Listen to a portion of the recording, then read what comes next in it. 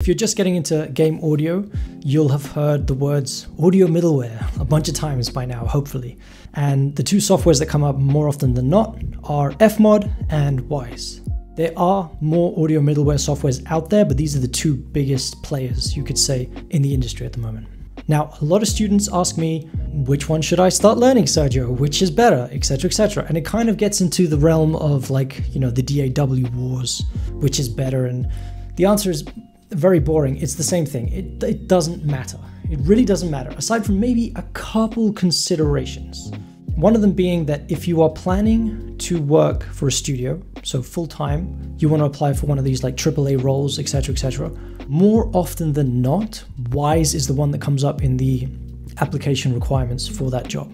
More often than Fmod. Again, not always the case. Read every application and see what they say. But more often than not, Wwise is more popular with the bigger studios. Maybe because it's older, maybe because it's more of a standard, I don't know, who knows. So if you're considering that path, maybe Wwise is better for your focus. Which brings me on to point number 2. When you pick one, pick one. Don't pick both and try and spread your time between the two of them, at least at the start. I'm a firm believer that you should pick one thing, get really good at it, go really deep before you move on to something else. That way we mitigate the risk of us, spreading our energy and our time too thin across too many things. Get really good and then consider the other one. That being said, if you're planning to freelance or you're a composer, in which case you have no choice but to freelance, then you can pick whichever one you want. I, for instance, picked Fmod simply because I think it came up to me sooner than Wwise did.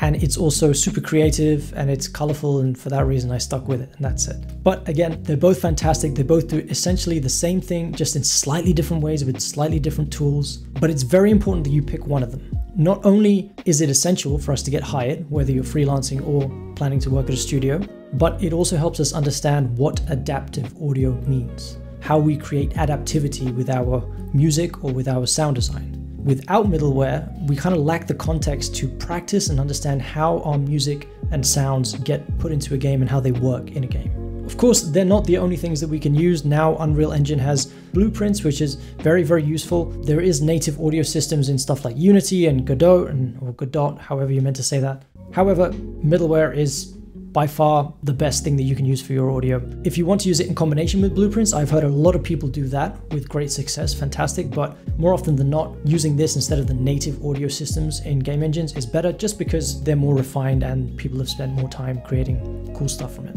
So that's it. If you're learning Fmod, as you know, I'm very, very into Fmod, put it that way.